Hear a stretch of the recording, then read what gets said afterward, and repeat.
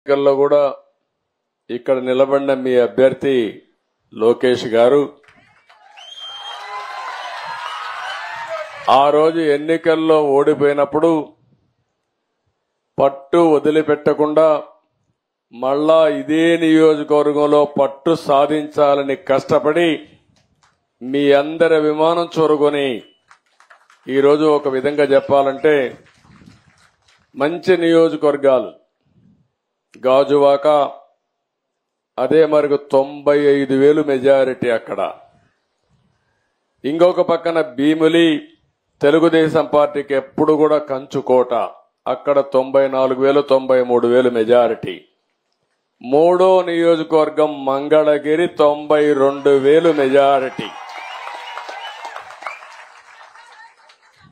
నేను ఇక్కడికి వచ్చానంటే తెలుగుదేశం పార్టీని అభిమానించిన మిమ్మల్ని గౌరవించే బాధ్యత మాకుంది. భవిష్యత్తులో కూడా ఒక విషయం మీరందరూ గుర్తుపెట్టుకోవాలి, అందరికీ న్యాయం జరగాలి. ఆ న్యాయం జరగడానికి తోడ్పాటునిచ్చినటువంటి నియోజకవర్గాలు గాని, గ్రామాలు గాని, వర్గాలు గాని. ఏంట్రా ఏం మాట్లాడతావా?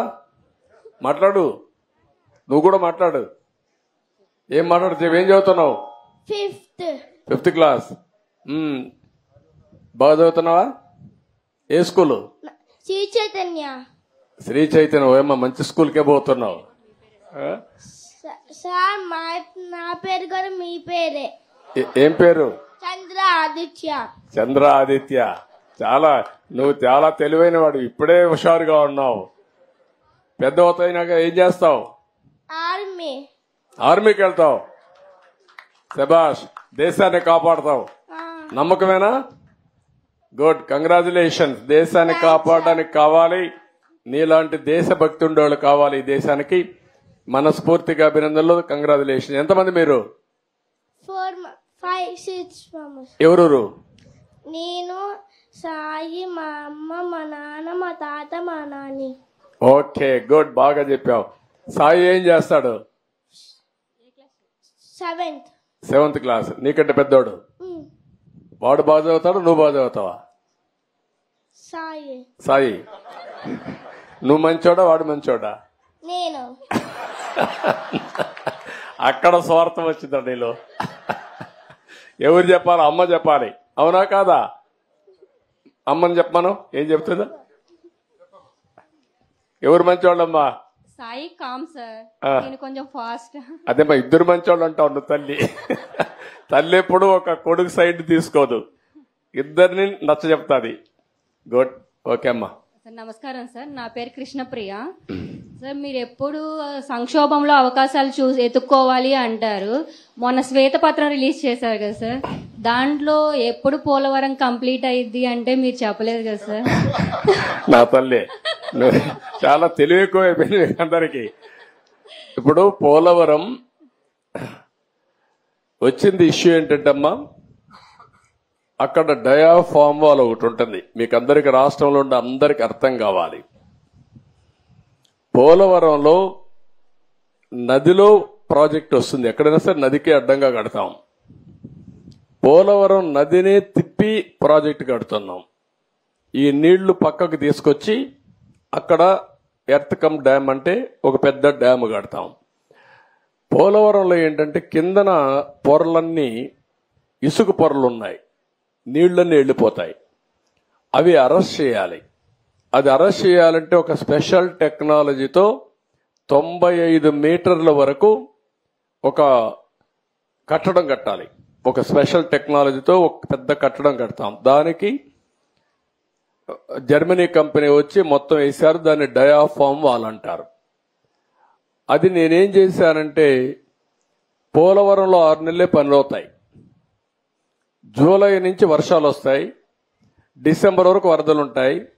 డిసెంబర్లో ప్రారంభిస్తే మళ్ళీ మేకంతా పూర్తి చేయాలి. జూన్లో మళ్ళా వర్షాలు పడే పరిస్థితి వస్తుంది. 6 నెలలే వర్కింగ్ సీజన్. నేను కష్టపడి 2 సీజన్లో ఆ డయాఫామ్ వాల్ పూర్తి చేశాను, చాలా ఇబ్బందులు పడి. తర్వాత స్పిల్వే కట్టాం, అవన్నీ పూర్తయినాయి.